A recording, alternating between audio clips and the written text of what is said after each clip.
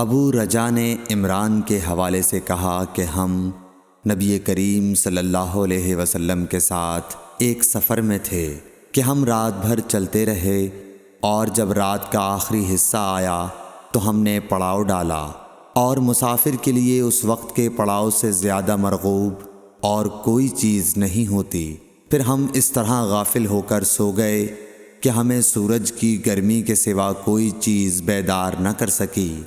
سب سے پہلے بیدار ہونے والا شخص فلاں تھا، پھر فلاں، پھر فلاں۔ ابو رجا نے سب کے نام لیے، لیکن اوف کو یہ نام یاد نہیں رہے۔ پھر چوتھے نمبر پر جاگنے والے حضرت عمر بن خطاب رضی اللہ تعالیٰ عنہ تھے، اور جب نبی کریم صلی اللہ علیہ وسلم آرام فرماتے تو ہم آپ کو جگاتے نہیں تھے، یہاں تک کہ آپ خود بخود بیدار ہوں، کیونکہ ہمیں کچھ معلوم نہیں ہوتا کہ آپ پر خواب میں کیا تازہ وحی آتی ہے۔ جب حضرت عمر جاگ گئے اور یہ آمدہ آفت دیکھی، اور وہ ایک نڈر دل والے آدمی تھے، بس زور زور سے تکبیر کہنے لگے۔ اسی طرح بآواز بلند آپ اس وقت تک تکبیر کہتے رہے جب تک کہ نبی کریم صلی اللہ علیہ وسلم ان کی آواز سے بیدار نہ ہو گئے۔ تو لوگوں نے پیش آمدہ آفت مصیبت کے متعلق آپ صلی اللہ علیہ وسلم سے شکایت کی۔ اس پر آپ نے فرمایا کہ کوئی حرج نہیں، سفر شروع کرو۔ پھر آپ تھوڑی دور چلے، اس کے بعد آپ ٹھہر گئے اور وضو کا پانی طلب فرمایا، اور وضو کیا اور اذان کہی گئی۔ پھر آپ نے لوگوں کے ساتھ نماز پڑھی۔ جب آپ نماز پڑھانے سے فارغ ہوئے تو ایک شخص پر آپ کی نظر پڑی جو الگ کنارے پر کھڑا ہوا تھا، اور اس نے لوگوں کے ساتھ نماز نہیں پڑھی تھی۔ آپ نے اس سے فرمایا کہ اے فلاں، تمہیں لوگوں کے ساتھ نماز میں شریک ہونے سے کون سی چیز نے روکا؟ اس نے جواب دیا کہ مجھے غسل کی حاجت ہو گئی اور پانی موجود نہیں ہے۔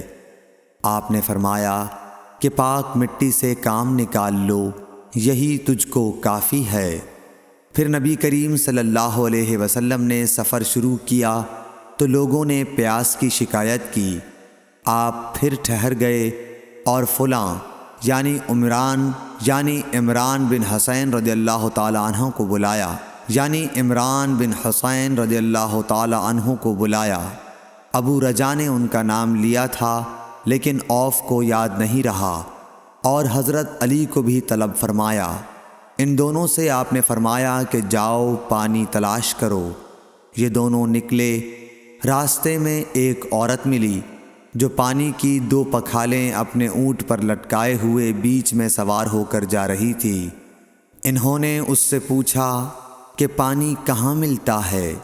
تو اس نے جواب دیا کہ کل اسی وقت میں پانی پر موجود تھی، یعنی پانی اتنی دور ہے کہ کل میں اسی وقت وہاں سے پانی لے کر چلی تھی، آج یہاں پہنچی ہوں، اور ہمارے قبیلے کے مرد لوگ پیچھے رہ گئے ہیں۔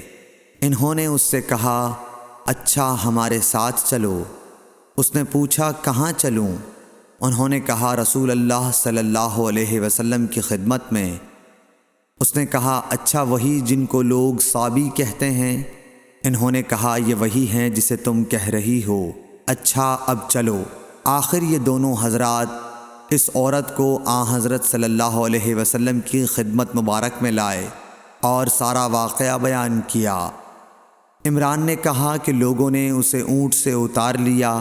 پھر نبی کریم صلی اللہ علیہ وسلم نے ایک برتن طلب فرمایا اور دونوں پکھالوں یا مشکیزوں کے منہ اس برتن میں کھول دیے، پھر ان کا اوپر کا منہ بند کر دیا، اس کے بعد نیچے کا منہ کھول دیا، اور تمام لشکریوں میں منادی کر دی گئی کہ خود بھی سیر ہو کر پانی پئیں اور اپنے تمام جانوروں وغیرہ کو بھی پلا لیں۔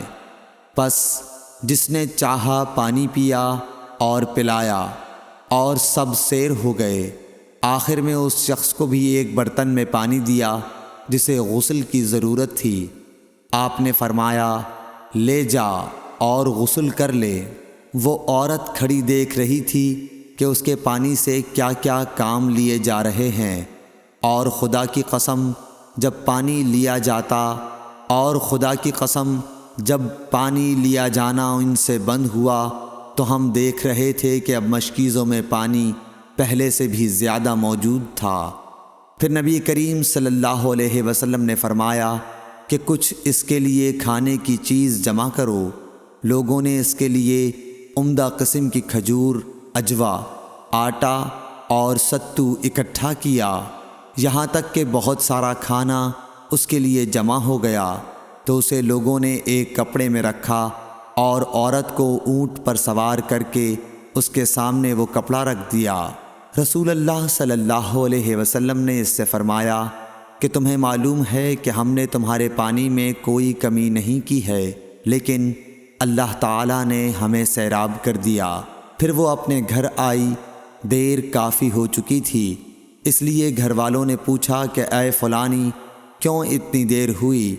اس نے کہا ایک عجیب بات ہوئی، وہ یہ کہ مجھے 2 آدمی ملے اور وہ مجھے اس شخص کے پاس لے گئے جسے لوگ صابی کہتے ہیں۔ وہاں اس طرح کا واقعہ پیش آیا، خدا کی قسم وہ تو اس کے اور اس کے درمیان سب سے بڑا جادوگر ہے۔ اور اس نے بیچ کی انگلی اور شہادت کی انگلی آسمان کی طرف اٹھا کر اشارہ کیا۔ اس کی مراد آسمان اور زمین سے تھی، یا پھر وہ واقعی اللہ کا رسول ہے۔ اس کے بعد مسلمان اس قبیلے کے دور و نزدیک کے مشرکین پر حملے کیا کرتے تھے، لیکن اس گھرانے کو جس سے اس عورت کا تعلق تھا کوئی نقصان نہیں پہنچاتے تھے۔ یہ اچھا برتاؤ دیکھ کر ایک دن اس عورت نے اپنی قوم سے کہا کہ میرا خیال ہے کہ یہ لوگ تمہیں جان بوجھ کر چھوڑ دیتے ہیں، تو کیا تمہیں اسلام کی طرف کچھ رغبت ہے؟ قوم نے عورت کی بات مان لی اور اسلام لے آئی۔ حضرت ابو عبداللہ امام بخاری رحمۃ اللہ علیہ نے فرمایا کہ سبا کے معنی ہیں اپنا دین چھوڑ کر دوسرے کے دین میں چلا گیا، اور ابو العالیہ نے کہا ہے کہ صائبین اہل کتاب کا ایک فرقہ ہے جو زبور پڑھتے ہیں، اور سورہ یوسف میں جو عصب کا لفظ ہے وہاں بھی اس کے معنی عمل کے ہیں۔ صحیح بخاری حدیث نمبر 344۔